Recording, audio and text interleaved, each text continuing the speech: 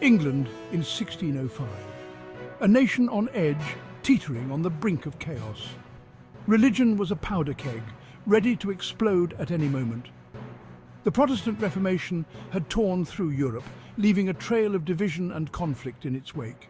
England, under King James I, was a Protestant nation, steadfast in its new faith. But there were those who clung to the old faith, the Catholics, who found themselves increasingly marginalized. Catholics, a persecuted minority, yearned for a return to the days of Catholic rule. They whispered of rebellion, of revenge. Their hopes and dreams were filled with the desire to restore their faith to its former glory. King James I, new to the throne, faced a divided kingdom, a nation fraught with religious and political strife. His predecessor, Queen Elizabeth I, had navigated these treacherous waters with cunning and ruthlessness, maintaining a delicate balance of power. James, however, was a different breed. He lacked the political acumen and the iron will of Elizabeth. He was seen as weak, unable to command the same respect and authority, indecisive, an easy target for those who sought to exploit the kingdom's vulnerabilities. The air crackled with tension, a palpable sense of unease that permeated every corner of society. Fear and suspicion were rife. The Catholics felt marginalized, disenfranchised, and increasingly desperate. They believed their religion, their very way of life, was under threat. The Protestant majority seemed intent on erasing their traditions and beliefs, and they were prepared to fight back, to defend their faith and their way of life at any cost. The stage was set for a confrontation, a clash of ideologies and power that would reverberate through history. A confrontation that would shake the very foundations of England, leaving an indelible mark on its future. In the heart of this turmoil, a plot was hatched. A plot as audacious as it was desperate. The year was 1605, and England was a nation divided by religious strife. The Protestant Reformation had left deep scars, and the Catholic minority felt oppressed and marginalized. Its mastermind, Robert Catesby, a man of fervent Catholic faith and burning ambition. Catesby was not just any man. He was a charismatic leader, capable of inspiring loyalty and courage in those around him. He yearned for a Catholic England, and he was willing to do whatever it took to achieve it. His vision was clear, and his resolve was unshakable. He believed that only a dramatic action could turn the tide in favor of the Catholics.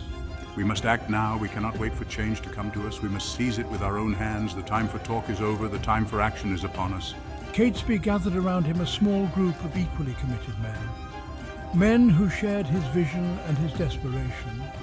They were bound by a common cause and a shared sense of urgency. Men like Thomas Percy, John Wright, and Robert Keyes.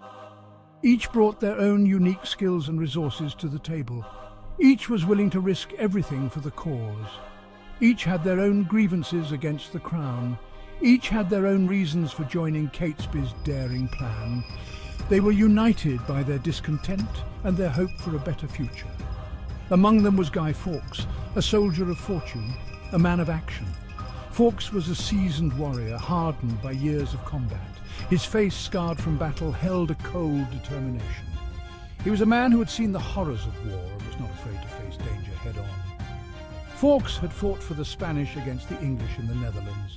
His experience in warfare made him an invaluable asset to the plot. He had seen the power of gunpowder firsthand. He knew its destructive potential. He understood that with the right amount of gunpowder, they could bring down the very foundations of the English government. Their plan was simple, yet audacious. They would blow up the Houses of Parliament, kill the king, destroy the heart of the Protestant establishment in one devastating stroke.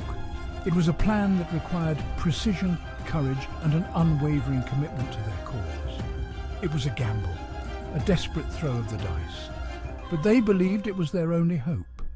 They were willing to risk everything for the chance to change the course of history. The stakes were high, but so were their hopes and dreams for a Catholic England.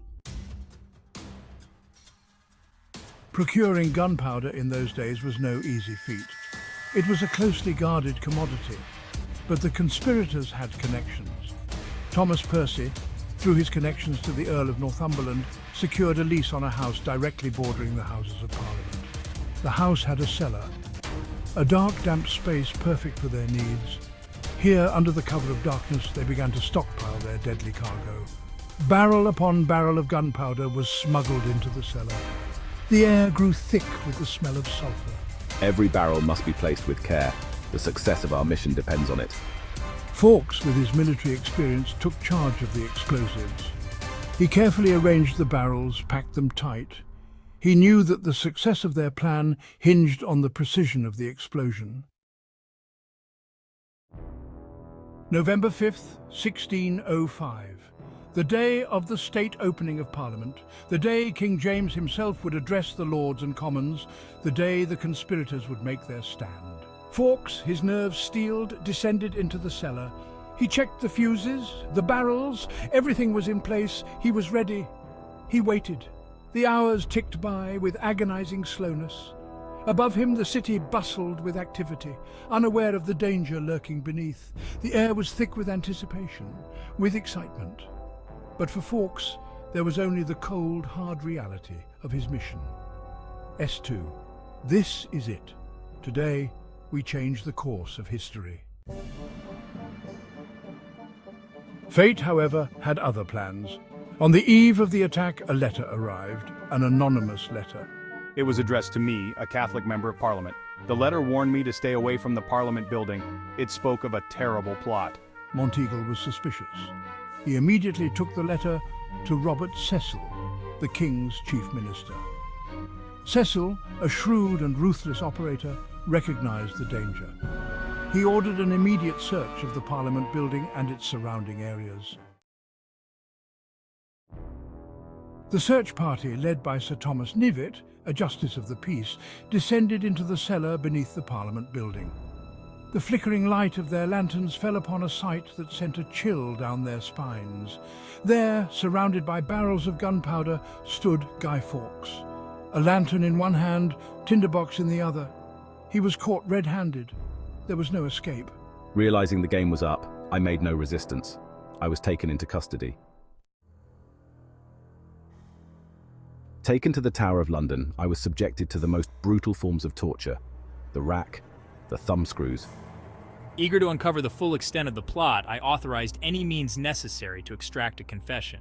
At first, Fawkes remained defiant. He refused to betray his co-conspirators, but the pain was unbearable. Eventually, he broke. He revealed the names of his accomplices. The full scale of the plot was laid bare. With the names of the conspirators in hand, the hunt was on. A desperate chase ensued. Realizing our plan had been foiled, we fled London, seeking refuge in the countryside. But they were pursued relentlessly. The authorities were ruthless. Anyone suspected of harboring the fugitives was dealt with harshly. The net was closing in. One by one, the conspirators were captured or killed. The trial of the surviving plotters was a foregone conclusion. Found guilty of high treason, they were sentenced to be hanged, drawn, and quartered. A gruesome punishment reserved for the most heinous of crimes. On January 31st, 1606, the sentence was carried out in front of a large crowd. The gruesome spectacle served as a warning to any who dared challenge the crown. The gunpowder plot sent shockwaves through England, shaking the very foundations of the nation. It was a stark reminder of the religious tensions that still gripped the nation, a nation divided by faith and fear. In the aftermath of the plot, new laws were passed further restricting the rights of Catholics, deepening the divide and mistrust between communities. But the plot also had a lasting cultural impact, influencing literature, art, and public consciousness for generations to come. The failure of the plot is commemorated every year in the United Kingdom on November 5th, a day that has become a symbol of national unity and resilience. Guy Fawkes Night, as it is known, is celebrated with bonfires and fireworks, lighting up the night sky in a display of defiance and remembrance. The image of Guy Fawkes, the man who nearly blew up Parliament, has become an enduring symbol of rebellion, a face that represents the fight against oppression. His face, often stylized in the form of a mask, has become synonymous with protest and dissent around the world, a universal emblem of resistance. The Gunpowder Plot, though ultimately a failure, serves as a reminder of the power of belief. The lengths to which people will go to fight for their convictions. The lengths to which people will go to fight for what they believe in, even at the cost of their lives and the stability of their nation. And the enduring legacy of one November night in 1605, a night that changed the course of history and left an indelible mark on the collective memory of a nation.